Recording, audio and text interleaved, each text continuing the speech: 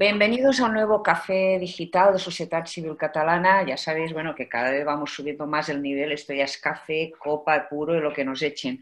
Hoy traemos, bueno, hoy tomamos café con una persona tan interesante que en cualquier circunstancia, bueno, sería un lujo tomar café con ella. Es lo que en jerga mundialista se llama un superindividuo. En este caso, un superabogado.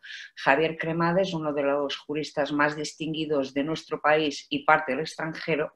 Y que bueno, que en cualquier circunstancia sería un lujo hablar con él, pero más en esta circunstancia, porque Javier, yendo al grano, porque yo sé que tú no eres hombre de andarte por las ramas, para empezar, muchas gracias, pero ya disparo al uno. ¿Vivimos en un momento de excepcionalidad jurídica y de excepcionalidad ejecutiva? Bueno, sin lugar a dudas, estamos en un estado de alarma, que es un estado de excepción constitucional, y no solamente en España, sino que estamos viendo como en el mundo entero el Estado de Derecho está también respondiendo al coronavirus en los países democráticos con sus regímenes previstos a la Constitución y los no democráticos de otra manera, pero después del frente sanitario y junto con el frente sanitario, el frente jurídico es también un reto para todas las sociedades, el que a pesar de estas circunstancias donde hay que balancear el derecho a la salud con el resto de las libertades, esas libertades no queden eliminadas, no queden extinguidas, sino que sigan, aunque se limiten en su ejercicio, como ahora están limitadas, pero que sigan teniendo plena vigencia, porque la dignidad humana es lo que está debajo de todo, ¿no? También en situación de pandemia. Sí, pero precisamente llegamos a hacerte esta pregunta cuando ya llevamos mucho tiempo de estado de alarma, mucho tiempo de confinamiento y aunque al principio parece que nuestra sociedad lo aceptaba con sorprendente disciplina, de repente es como si todo el mundo hubiera dicho basta. De hecho, mientras tú y yo estamos hablando, se está mascando una especie de tormenta perfecta en el Parlamento y el gobierno ahora mismo no tiene claro que conseguirá que se mantenga que se prolongue el estado de alarma. Y el gran reproche que se le hace por parte de algunos grupos es que ha abusado de él, que ha exagerado su discrecionalidad. Un jurista como tú, ¿cómo valora esta situación? ¿Cómo... Bueno, yo, más allá de la coyuntura política en la que no quisiera entrar, porque los partidos están todos pues calculando, ¿no?, cuál debe ser su posición y tratando de tomar una posición que sea también rentable, ¿no? Hay mucho oportunismo en el ambiente, ¿no? Bueno, es normal, ¿no? En la política tienes que medir cada paso que das y esto no es una crítica, sino es una normalidad en la vida democrática, pero más allá, como digo, de esa coyuntura, lo que sí está claro es que hay un debate en la sociedad sobre si era el estado de alarma el adecuado para este nivel de restricción de libertades o hubiera sido mejor el estado de excepción. En todo caso, lo que nadie duda, y de hecho el Parlamento tuvo una respuesta muy potente, y tú mismo lo acabas de decir, que en general los ciudadanos nos dimos cuenta de que era necesario limitar el ejercicio de nuestras libertades porque había un bien superior para proteger, que era el de la seguridad colectiva, el de la salud de todos, ¿no? Y eso es lo que suele suceder cuando un juez toma una decisión, cuando hay derechos que están colisionando, por ejemplo, la libertad de expresión y el derecho a la intimidad o el derecho al honor, hay que balancear, hay que pesar, hay que, digamos, ir a cada caso concreto y ver qué derecho tiene más peso, cuál debe prevalecer.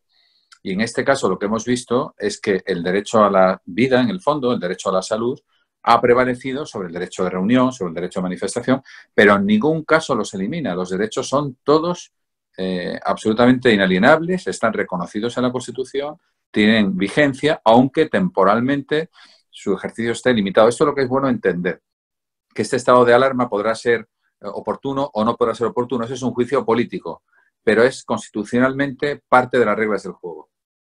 Ya, pero la gente se queja, ya no hablo de los partidos políticos, hablo de los ciudadanos, se quejan de que ha habido una sensación de improvisación e incluso de ambigüedad, de que llega un momento de que se dice que se va a hacer una cosa, luego se publica en el BOE otra. O sea, los ciudadanos se quejan de que, bueno, de que no saben, de que no saben dónde están los límites, de que es como si los límites se estuvieran moviendo a cada momento. Bueno, los ciudadanos se quejan y hacen bien en quejarse porque una ciudadanía crítica, una opinión pública bien informada es fundamental para el ejercicio de una sociedad democrática, para el ejercicio de la política y del poder, ¿no? El poder, la soberanía reside en el pueblo y es a través de los partidos políticos como se instrumenta la participación política, pero no olvidemos que la gente es la que manda a través, eso sí, en una democracia representativa de las instituciones. Pero yo creo que hace muy bien, o hacemos muy bien en ser críticos. Lo que sí que es cierto, Ana, es que esa situación, digamos, de improvisación o de reacción sin seguridad no ha sido una característica de la política española, sino que han sido prácticamente todos los gobiernos en el mundo los que han tenido que improvisar soluciones porque no tenían, aunque fueron alertados, aunque la sociedad tenía motivos para estar alertada, precisamente las democracias que tienen siempre unos plazos en las elecciones, unos programas, no estaban preparadas a pesar de sus capacidades económicas y sociales y técnicas y tecnológicas y sanitarias para afrontar una situación como esta. Por lo tanto, esa característica creo que se puede predicar de casi todos los gobiernos. Ha habido alguna excepción. Por ejemplo, en Alemania, pues el liderazgo de la canciller Merkel ha sido especialmente efectivo en transmitir esa seguridad. Pero también Alemania ha tenido que improvisar y que, en el fondo, inventar soluciones ad hoc, ¿no? A ellos les está yendo por ahora un poquito mejor que a nosotros, bastante mejor que a nosotros. Y yo entiendo perfectamente que la gente esté cansada, que la gente esté agotada, que la gente esté confusa, porque todos lo estamos. Esto ha sido un shock colectivo, pero también con consecuencias individuales en cada persona y en cada familia. Pero, por ejemplo, un debate que estaba hoy en la calle, si el estado, y es una pregunta muy concreta para un hombre de leyes como eres tú, si el estado de alarma decae, o sea, si no se prolonga, ¿qué pasa con las ayudas? Porque ahora hay un debate jurídico y político sobre si las ayudas prometidas a los trabajadores que se han acogido a un ERTE, a los autónomos, si todas estas ayudas se van a cobrar. ¿Cuál sería tu pronóstico? Las ayudas que están, digamos, ya comprometidas se van a cobrar. Hay un problema y hay un decalaje entre la tramitación de esas ayudas y el cobro efectivo de las mismas. Los empresarios en esta crisis nos estamos retratando todos. Los empresarios, los trabajadores, todas las personas estamos de alguna manera mostrando nuestra fibra más íntima. Y aquellos que son responsables, hay muchos empresarios que están adelantando el dinero de los ERTES porque la gente necesita su pequeña nómina o su mediana nómina para poder participar, para poder seguir actuando en la sociedad. Por lo tanto, eso no es afectado por el estado de alarma. El estado de alarma tiene más bien relación con quién tiene competencias para qué, con el poder que asume el Estado central, con la limitación de derechos que normalmente pues tiene que hacerse siempre a través de un juez, que en este caso no está operando, sino que se está haciendo directamente por decisiones gubernativas con el respaldo del Parlamento. Pero, como digo, no va a afectar a aquellas medidas que ya están comprometidas. Otra cosa será qué pase con nuestras finanzas públicas, cómo podemos afrontar todo esto, cómo podremos al mismo tiempo hacer una gran inversión en el sector sanitario que necesitamos, tener una red de seguridad muy potente y muy dedicada a paliar las medidas económicas, el sufrimiento de la gente en esta crisis, y tener unas finanzas que hoy están endeudadas y mañana estarán más. Ese es un problema distinto, pero el que tiene comprometida ya, el que tiene asegurada una ayuda por el ERTE, la va a recibir. Pero, por ejemplo, ahora hablabas de quién manda aquí, quién toma la decisión última.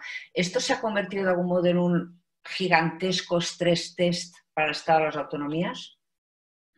Bueno, aquí lo que estamos viendo es que vamos a intentar hacer, cada uno tendrá su visión política y vamos a intentar hacer un poco un análisis sin considerar que ahora es un partido concreto el que gobierna. Lo que estamos viendo es que aquí hay un país, que esto es un Estado y que el Estado, igual que en Alemania, que es un Estado federal puro, y hay lo que se llama la Bundeszwang, la exigencia federal de la, digamos, la lealtad también a la federación. En España, que no es un país federal, es un Estado de las autonomías, hay ciertos momentos donde el gobierno central tiene capacidad, siempre de acuerdo con el Parlamento, siempre convalidando todas sus acciones a través del órgano de la soberanía popular, de tener un poder de mando, de que el país esté bajo una sola dirección. Por tanto, es verdad que tenemos 17 modelos autonómicos distintos, que tenemos competencias, sistemas educativos, sistemas sanitarios, que a veces incluso no hablan entre sí, pero cuando llega una situación como esta, que es una amenaza exterior inesperada, en este caso ni más ni menos que a través de un virus que quizá no tenga intencionalidad política, pero que nos está atacando de una manera increíble, el país es capaz de reaccionar con acierto o con error, pero en una sola dirección, con una sola persona al mando del volante. Pues eso es justamente lo que parece que cada vez es más difícil que ocurra. O sea, por un momento pareció pues, que se articulaba un mando único.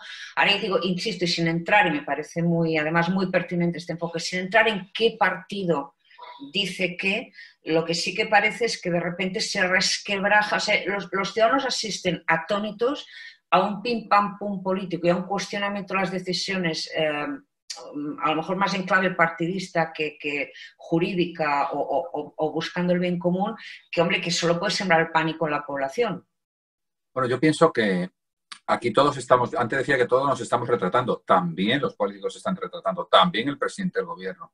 Yo creo que este tsunami se va a llevar por delante muchas cosas. La gente va a revisitar, a reevaluar para qué sirven sus instituciones, va a poder hacer un análisis de reformas estructurales que la sociedad necesita. Vamos a poder, digamos, como sucede después de una guerra, después de un grave conflicto, vamos a poder hacer un diseño de nueva planta de cómo queremos que funcione nuestra sociedad. Y ahí, bueno, creo que el gobierno se está desgastando mucho, pero ha sido normal, y en mi opinión ha sido positivo, que durante un tiempo, pues todos estuviéramos como una piña.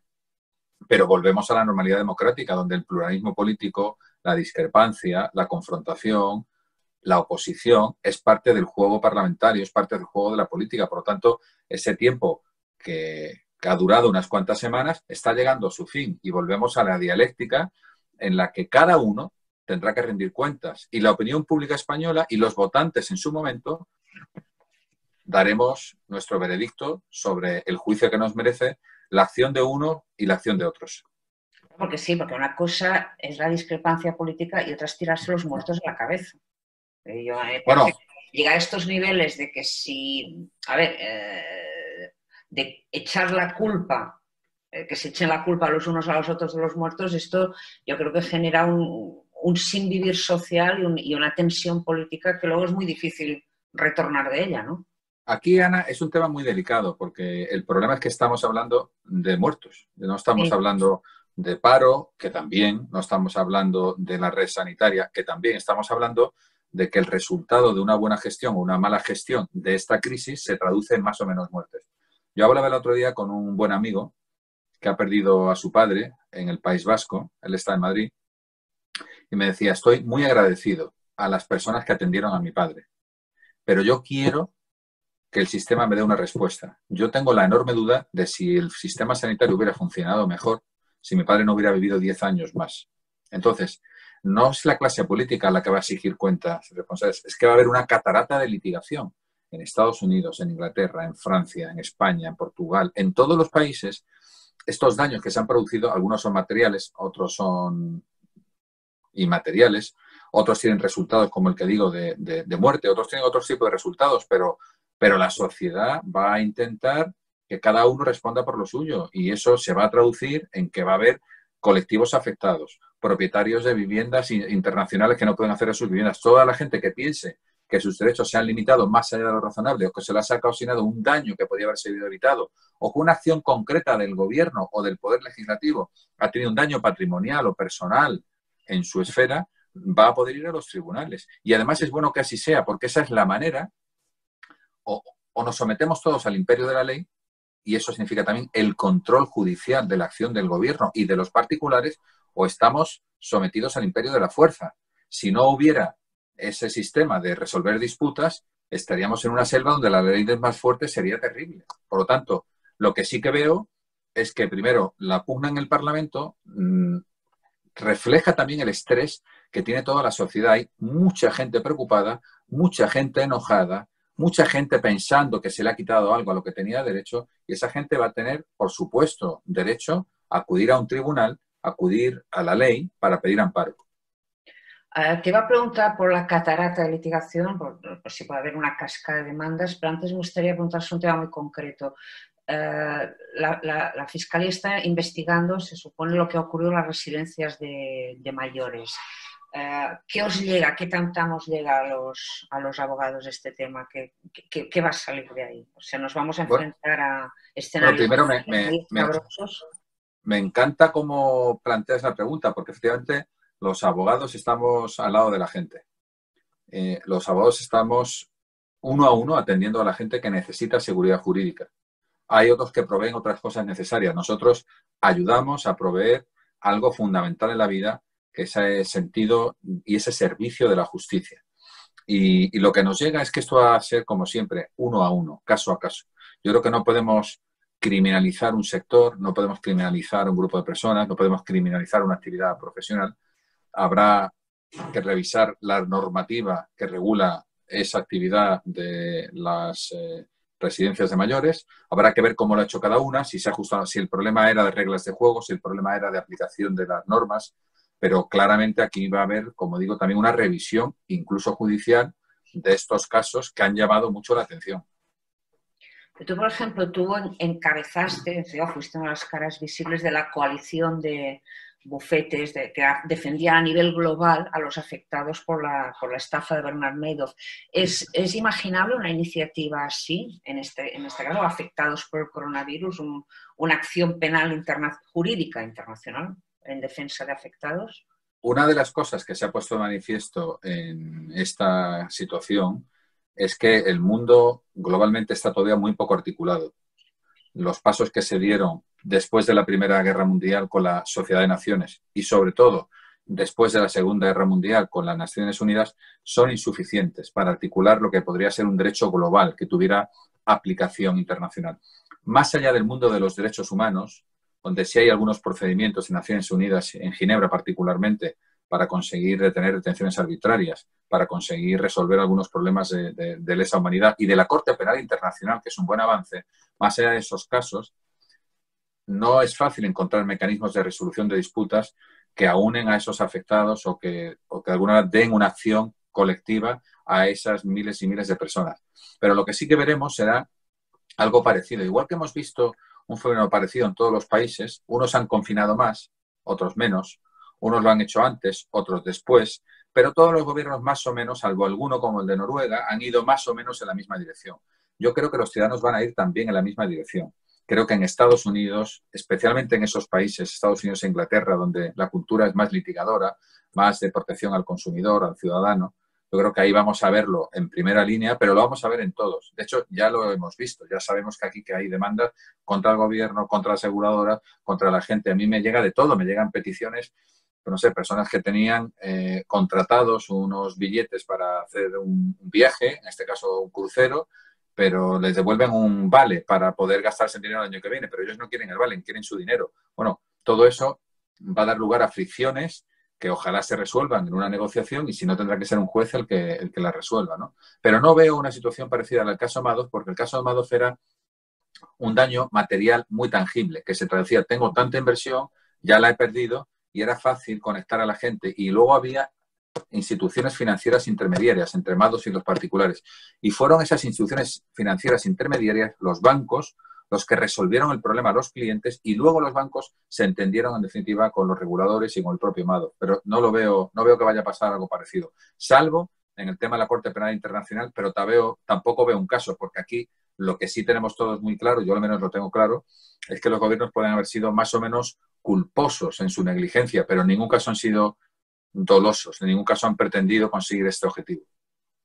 Pero hay un vacío legal, igual que, por ejemplo, los expertos estáis constatando que hay un vacío legal en la regulación normativa del cambio climático y en las consecuencias para el calentamiento global. Hay un vacío legal sobre estas cosas, sobre pandemias. ¿Habrá que legislar sobre estas cuestiones cuando todo esto pase? Haciendo ciencia jurídica ficción, ¿qué pasaría si encontráramos a un grupo de personas que son las responsables de haber creado el virus y haberlas puestas en circulación? Solo ellas y por sí mismas lo hicieron. Habría que hacer un Nuremberg, habría que hacer una justicia, habría que crear un tipo especial para prever de que alguien hiciera ese ataque biológico al mundo entero que nos ha causado tanto daño humano y tanto daño económico.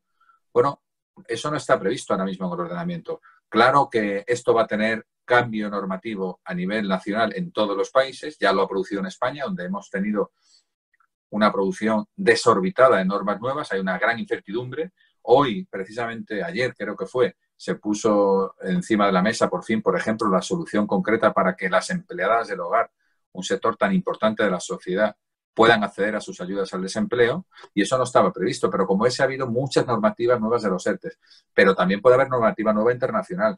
Claro que sí, tenemos muchos vacíos normativos que tenemos que ir llenando, no con mucha legislación, sino con buena legislación.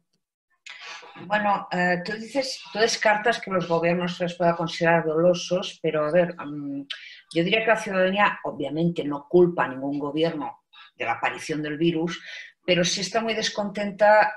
Digamos, la ciudadanía se acostó pensando que tenía una sanidad universal suficiente, amplia, sobrada, y se levantó y descubrió las insuficiencias de ese modelo. Entonces, claro, echándole un poquito también de derecho ficción y abusando de esta...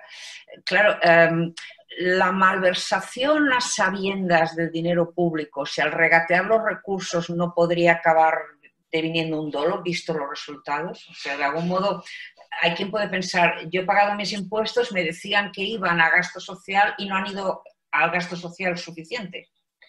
Bueno, es una pregunta, de nuevo, súper interesante, porque ya está planteado encima de la mesa el tema de la malversación.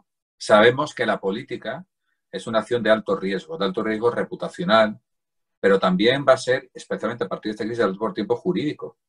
Porque es verdad que, ¿no? bueno, nunca la ha habido, pero en este caso lo que hay es muchas personas que están planteando muchas vías ante los tribunales, y algunas de ellas pues están empezando a funcionar y están empezando de alguna manera a instruir, a investigar y a esclarecer los hechos para ver si hay o no responsabilidad jurídica.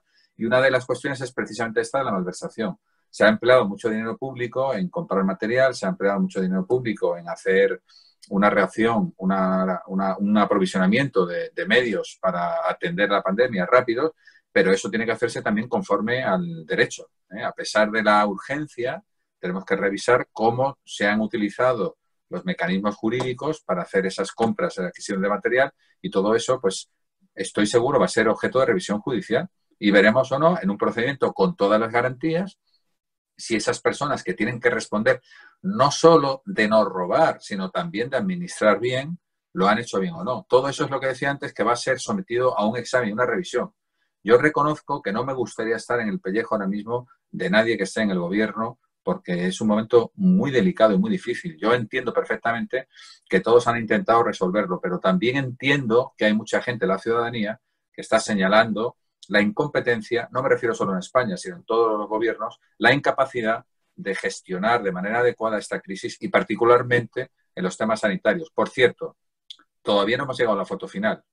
Yo creo que nuestro sistema sanitario ha tenido una tensión como nunca la ha tenido, pero ha respondido de una manera también ejemplar. No me refiero solamente a los profesionales, que son nuestros héroes, sino me refiero en general al sistema sanitario. Ya veremos en otros países donde la crisis está llegando un poquito más tarde, en América, debajo del Río Grande, en México, en Colombia, en Chile, en Argentina, en África. Ya veremos, ojalá no se den en igual proporción las infecciones, pero si fuera el caso, esas personas tienen mucho más difícil confinarse porque tienen que salir cada día a la calle a comprar y a conseguir medios de subsistencia. Y dos, vamos a ver sus sistemas sanitarios cómo son capaces de resolver. Nosotros, en fin, nos ha apretado mucho el zapato, hemos tenido un desbordamiento que no hemos sabido superar en el comienzo, pero luego resulta que hemos tenido un sistema sanitario de los mejores del mundo. En este contexto se ha reabierto el debate sobre la renta mínima universal. ¿Qué opina Javier Cremades de esta propuesta? Yo opino que es un debate que no podemos rechazar. Yo creo que este debate estaba ya en la sociedad, está muy ligado a la digitalización, está muy ligado al futuro del trabajo. Va a haber mucha gente que no tenga un espacio adecuado en el mercado laboral. No podemos crear, sobre todo en los países más desarrollados, nuevas bolsas de exclusión social.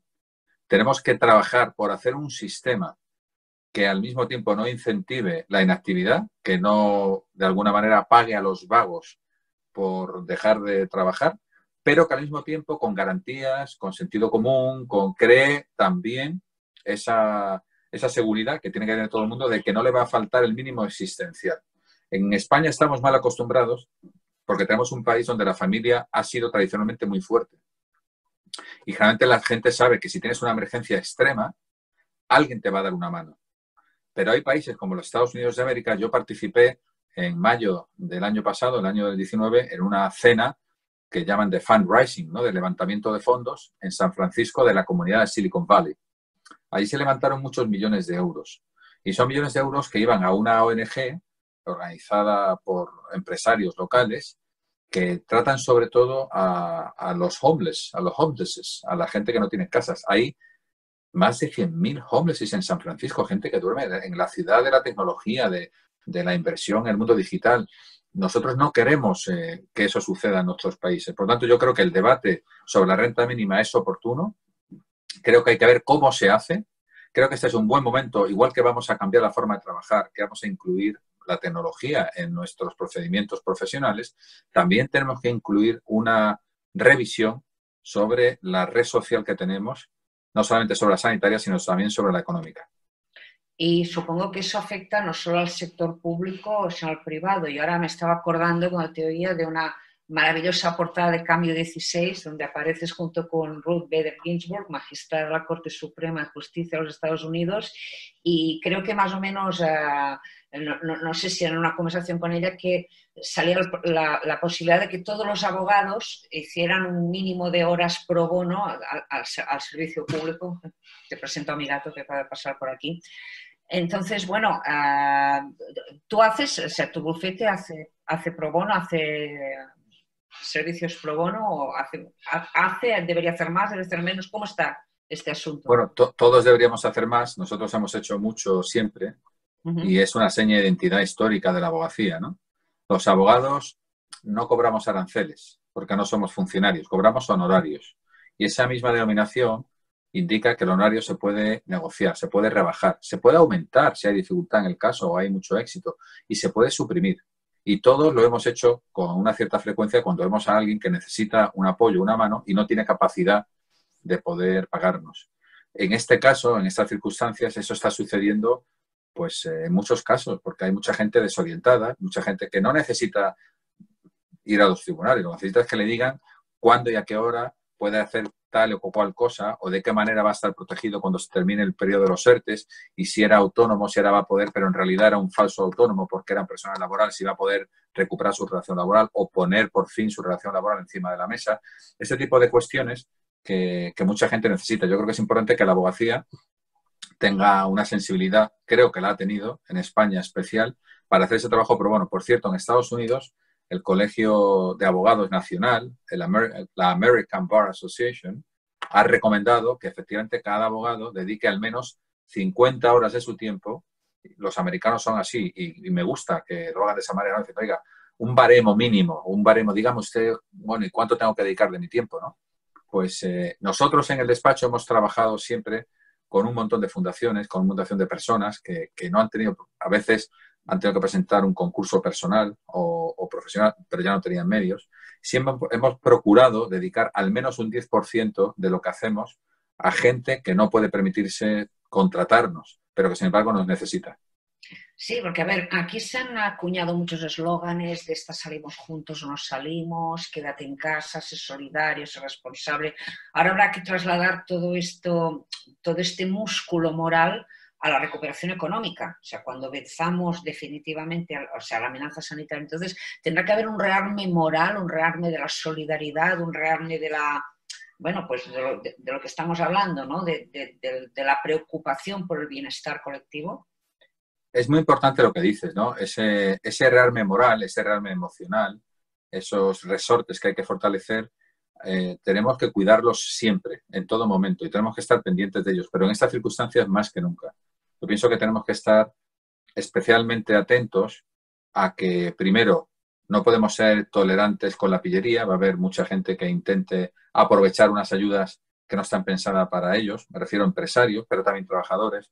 Estamos pendientes de saber que nos queda mucho trabajo por hacer y tenemos no solamente que pensar en la recuperación económica, también la recuperación jurídica. La ley te protege. O sea, hay que, igual que hicimos en su día el eslogan quédate en casa, que fue importante para que la gente entendiera que lo que nos tocaba en ese momento es ser ejemplares en esa medida que se consideraba que era la única que iba a poder ser efectiva. Bueno, pues ahora también toca decir, la ley te protege. O sea, aquí no somos súbditos. parece que hemos estado durante un tiempo siguiendo las indicaciones del gobierno y hemos tenido que hacerlo y hemos hecho bien en hacerlos.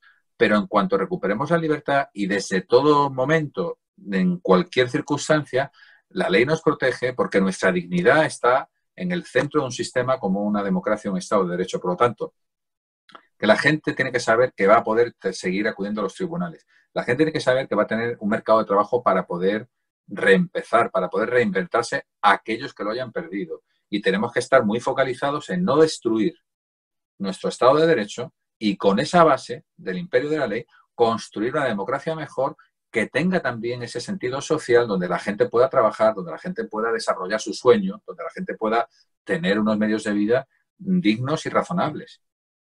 Bueno, esto que dices de que la ley nos protege, yo ayer salí a pasear con mi hija en el horario y pasaba un coche la policía y la niña tuvo problemas. No, no, digo, le dije, ese coche nos protege, de esos señores son los que se interponen entre nosotros y el caos. Y, por ejemplo, le expliqué ahora que hay mucha gente necesitada, pues a lo mejor de que alguien no nos atracara. De todas maneras, la ley nos protege, pero ¿qué ley? Porque ha habido muchas protestas, incluso muchas bromas sobre el uso del actual gobierno de la ley Mordaza. ¿Qué opinas tú de la ley Mordaza? Ana, es un tema principal en una democracia. El pluralismo informativo. Tú no puedes crear una democracia en el Congo de un día para otro, porque tú necesitas una opinión pública educada y informada e informada. Una opinión pública libre es fundamental para que haya pluralismo político. Y sin pluralismo político no hay democracia, no hay Estado de Derecho.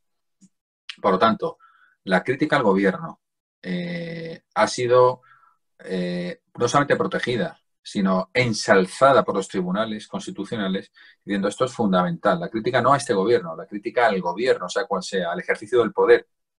El control del abuso de poder se hace también a través de la información, a través de la transparencia. Por tanto, es fundamental. Yo entiendo muy bien que no es cualquier información la que está protegida por la Constitución, es solo la información veraz. Pero hay una sentencia muy famosa, que es la sentencia de New York Times versus Sullivan, donde viene a decir que siempre que haya habido diligencia, también el error de aprecio en el juicio está protegido por la primera enmienda de la Constitución, en nuestro caso sería por el artículo 20, porque tenemos derecho a equivocarnos también cuando criticamos al gobierno. De buena fe. Pero nadie nos puede castigar por ello. Otra cosa es que de manera insidiosa ataquemos el honor o la reputación, porque esos derechos también existen. Eso no lo podemos hacer. Pero es sagrada en una democracia la libertad de expresión. Tenemos que garantizarla, tenemos que potenciarla. Y fíjese, muy interesante, lo que suelen hacer, fíjate Ana, lo que suelen hacer estos desestabilizadores, que a veces decimos que vienen de Rusia o vienen de donde vengan, cuando nos atacan con fake news, no es decir una mentira, no es contar un bulo. Lo que suelen hacer es coger las dos versiones de una misma realidad y darle altavoz a las dos para crear la sensación de que no hay ninguna verdad, de que todo es relativo. Tanto esta versión como esta versión crean robots que la potencian y aquí crean robots que la potencian. De manera que la gente al final ya no sepa realmente lo que hace y piense que no hay ninguna verdad posible objetiva a la que agarrarse.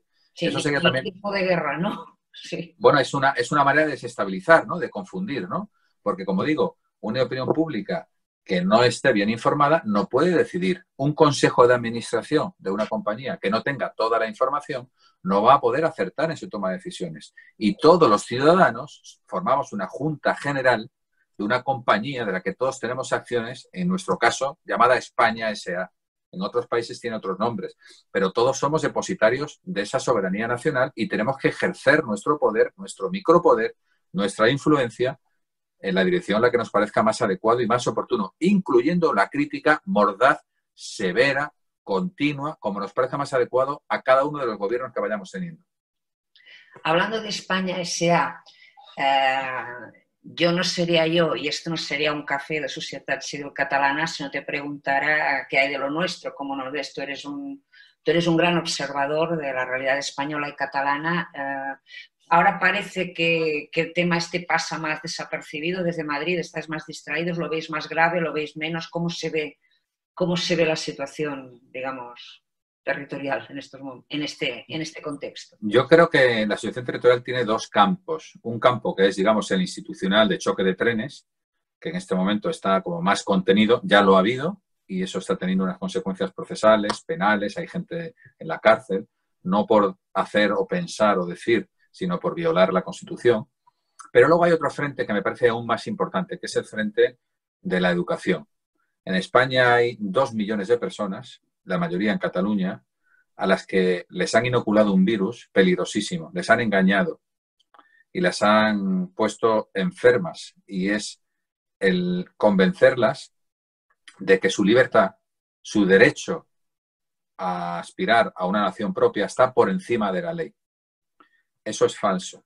En una democracia, en un Estado de Derecho, sin respeto a la ley no hay democracia. Es una verdad muy sencilla, pero hay que recordarla. Entonces, no, mi derecho a un país independiente no está por encima de la Constitución. Está garantizado en la Constitución, porque la Constitución española, no la francesa, pero sí la española, tiene mecanismos para trocear el país, disolver la soberanía popular y hacerlo, pero a través de la Constitución con mayorías suficientes que, por supuesto, serían inalcanzables, porque la mayoría de los españoles no queremos renunciar ni a la Constitución ni a nuestro país.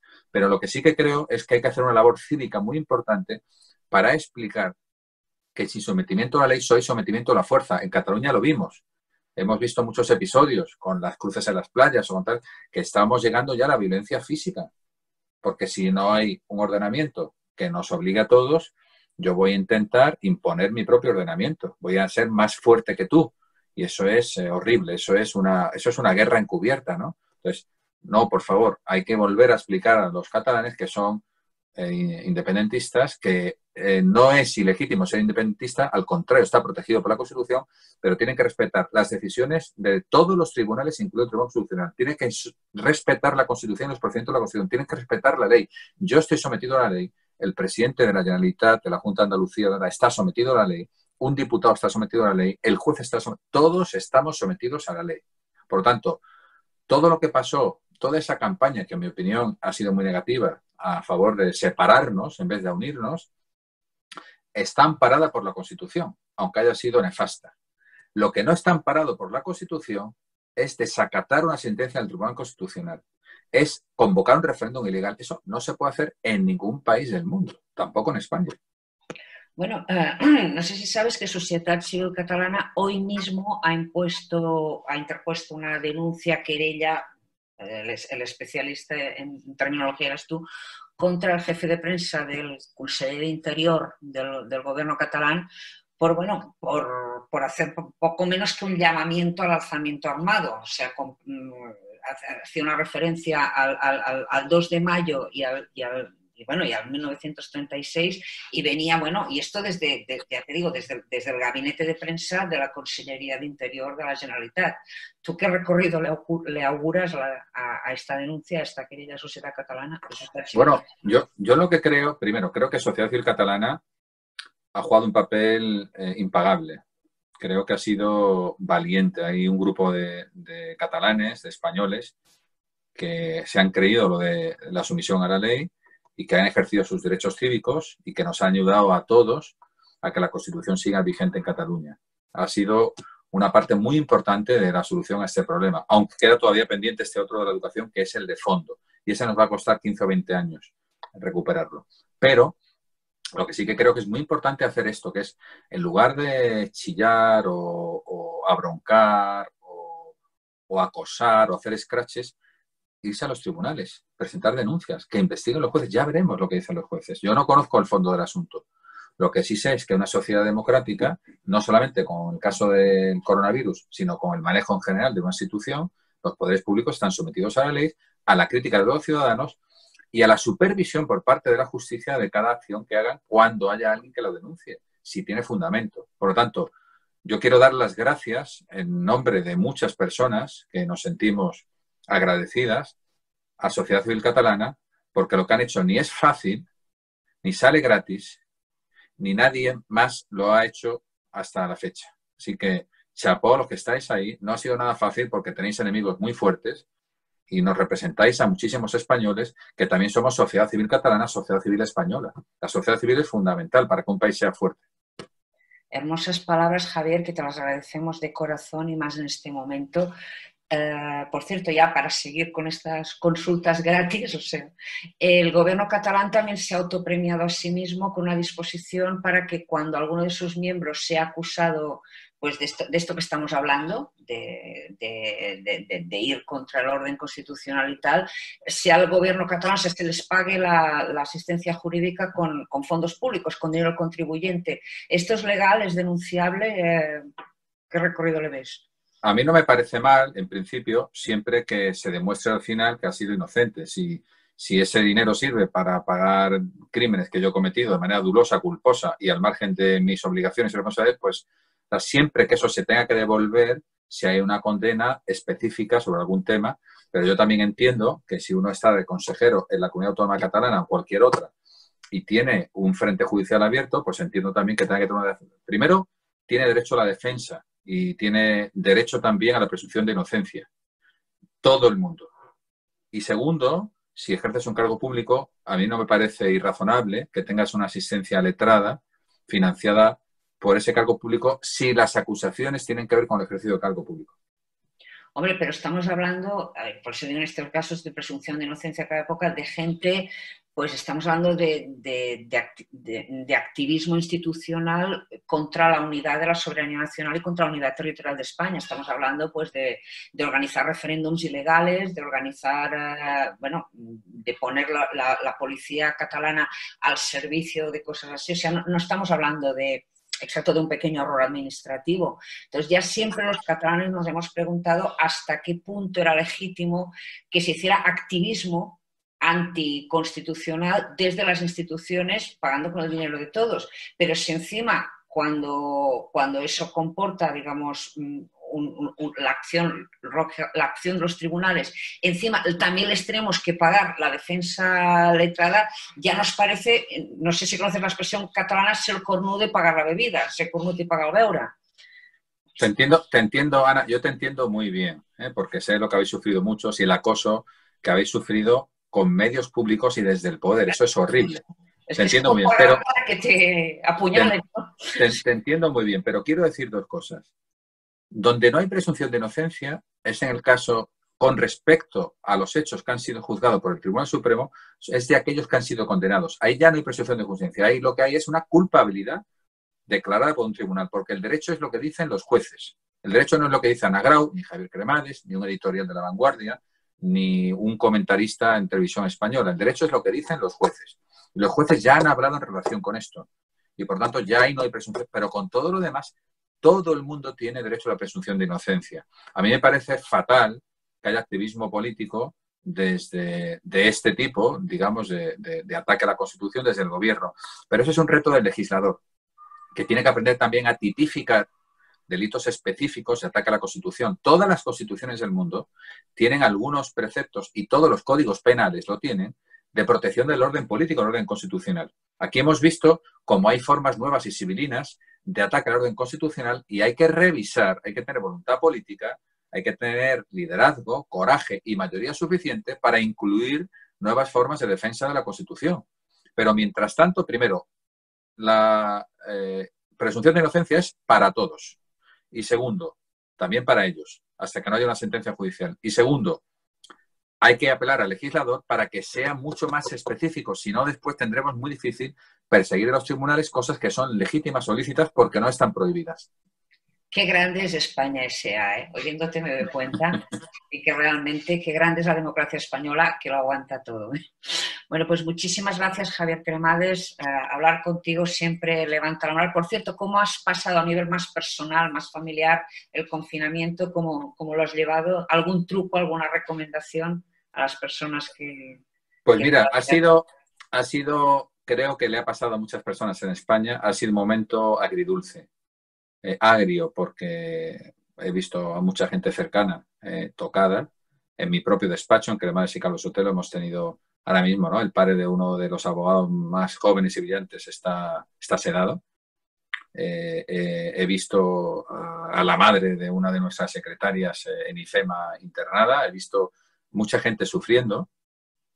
Al mismo tiempo, he reconectado con amigos que hacía años con los que no hablaba, amigos del colegio, amigos de otras etapas de la vida. Hemos tenido conversaciones profundas. intimado con mi propia familia. He tenido un viaje en barco porque llevo 50 y tantos días, casi 2 meses, viviendo día y noche juntos todos, y eso es una auténtica delicia, es un sueño que yo tenía. Y finalmente lo que también he visto es, pues, como tú has dicho antes, ¿no? Que tenemos un entorno maravilloso, tenemos mucha gente buena, hay muchas historias de nobleza, de inclusión, de emprendimiento, de innovación, no solamente colectivas, sino individuales, de médicos que no son especialistas en virus, pero que se han dejado la piel para buscar soluciones al problema, en bancos de alimentos que se han esforzado para que no faltara una mano solidaria que llegara a todos, en abogados que han sido generosos por toda España haciendo un trabajo de orientación jurídica a gente que no se podía permitir pagar un abogado. Hemos visto a empresarios del sector alimentario, hemos visto... Entonces, yo tengo esa sensación, ¿no? de una de las etapas más bonitas de mi vida, a nivel personal y familiar, y al mismo tiempo de un entorno enormemente difícil, ¿no? Hay una película preciosa que se llama Tiempo de amar, tiempo de morir, que narra una historia de un soldado alemán y que, bueno, pues hay que verla, es de Fassbinder, de Lubitsch, es una película que en mitad de la guerra pasan cosas preciosas también. Y en mitad de esta pandemia hemos visto muchas historias de generosidad, de amor, de solidaridad. Y sí quiero terminar con una reflexión que tú has hecho antes, ¿no? España tiene fama de algunas cosas extraordinarias. El carácter de la gente, el clima, la gastronomía, las infraestructuras, la sanidad. Pero hay algo también que es extraordinario, que es el sistema jurídico-político que tenemos. Tenemos una constitución que nos hace ser un país libre. Tú y yo no tenemos, podemos ser criticados por esta conversación. Podemos tener seguro personas que discrepen con nosotros y que lo manifiesten públicamente y que sean incluso muy asertivas en esas críticas, pero tenemos la libertad de hacerlo, tenemos la libertad de disentir, de ir a los tribunales, de demandar al gobierno, tenemos la libertad de poder desarrollar nuestra personalidad, de que sea respetada nuestra dignidad humana y de que cuando no lo sea, acudir a un juez para que nos consiga esa protección que necesitamos. Tenemos un sistema constitucional que vale mucho, que hay que proteger, hay que seguir mejorándolo, cuidándolo, pero hay que defenderlo como uno de los países más libres que hay en la humanidad.